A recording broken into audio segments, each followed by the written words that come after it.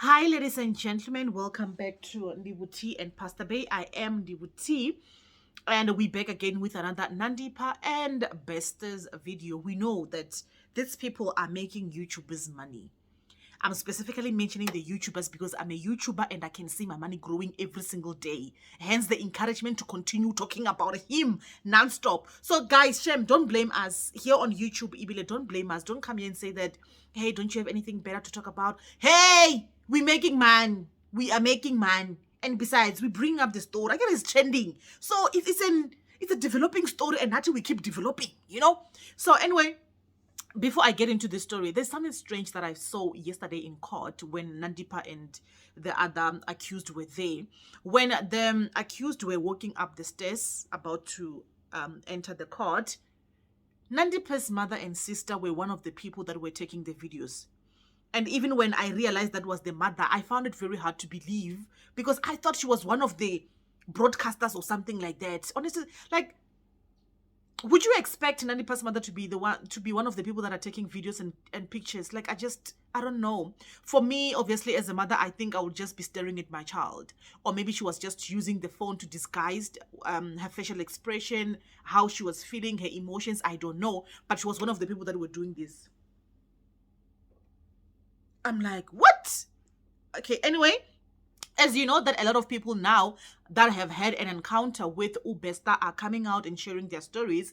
This is one of the stories that really caught my eye, and I was like, okay, I gotta talk about this. I've seen a lot on TikTok, on Twitter, on Facebook. There are a lot, right? So this one, it is by saloon owner Nomakabiso Choteni. I hope I said it right. I know I didn't, and I'm sorry. Says Thabo Bester walked into her salon with 5 women as Thomas K. Bester, CEO of MTV Base. Hey, yo, okay. So the story goes like this, ne? The salon owner, Noma Kabiso, tells Sunday Times that she remembers the day Thabo Bester walked into her Table View hair salon in Cape Town with 5 young women. In April 2011, that was even before I became a mother.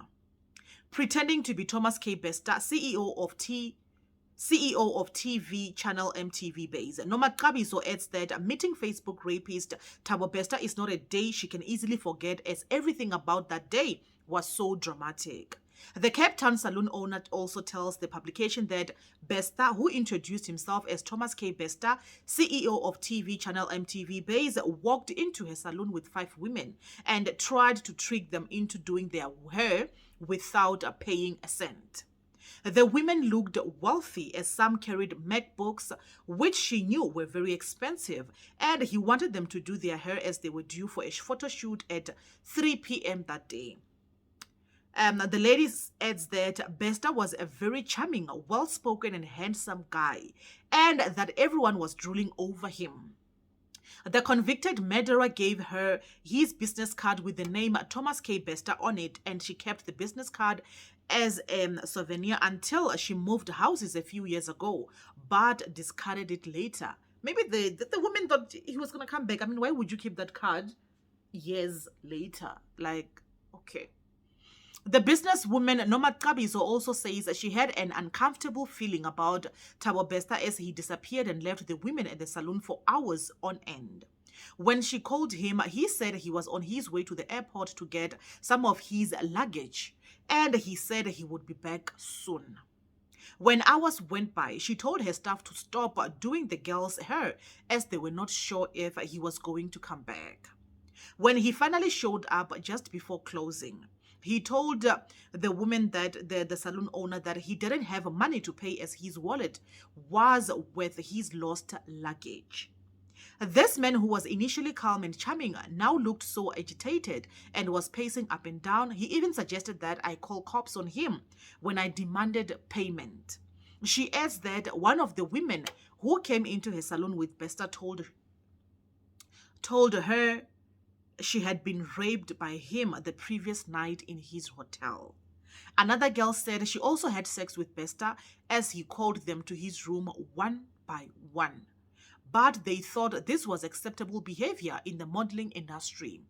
She informed the Tableview police about the alleged rape, and they told her they can't act on him unless there is a formal case opened against him. That is the story by Nomakabiso. Like, I hear all these stories, right? And we can tell that the guy, it means that he is very manipulative. He's got a way with words wherein he can just tell a story and everybody will just believe him. But I'm asking myself, if he has money, if he's a millionaire and stuff like that, why would he want to do things for free? Why would he want to scam such petty amounts? Because I'm sure like the hair will be like 500 rand or so. And okay, but maybe because this was in 2011, maybe that was before he became a millionaire. I want to believe. I don't, like, it's just, a lot of things that are being said just do not make sense. They just don't make sense. Like, some are even asking if this is really Thabo Bester. But yeah, it has been confirmed that there are other two Thabo Besters in South Africa. One of them also handed himself over to the police when he heard that Thabo Bester was a wanted man. And obviously when he got there, he was asked questions, investigations were done, and he was sent home because he was not the Thabo Bester that he was that the police were looking for. And also with the story that the mother gave, with the fact that Thabo was born in Bara. Apparently it was proven that Vele, he was born in Bara in 1980, I think it's 1987, and he started school when he was 11. Like, it's just, there are just a lot of missing puzzles in all this story. I hope one day we'll be able to know the truth. I want to believe that the story is of interest and it will be broadcasted when he goes for, is it even gonna go for trials and whatever? Hopefully so. And we'll get to know all these things. But it's just said that he has scammed a lot of people and he slept with a lot of models, or those who that wanted to be models, thinking that that's how they're gonna get into the industry. And yes, singaba jaja all that we want, we can judge them. But truth be told, in the entertainment industry, many productions that I know of as well, you cannot enter without this.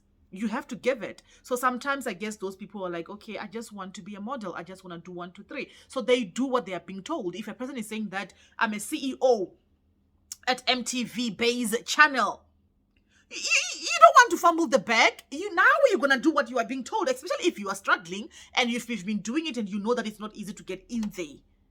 But it's just sad, man. It's just, yeah, it's sad. And there are so many stories that we are still gonna hear of people coming forward and sharing their own stories. I mean, we also saw hey, PC Melane showing the video as well, wherein she was sitting in a restaurant with Thabo Bester, and she had no idea that it was the convicted rapist and a murderer. And unfortunately, I think it's normal for us to also realize that there are those people that are gonna come out and share their stories looking for clout. There are even those that are gonna come out lying, and unfortunately, obviously, we won't be able to prove it.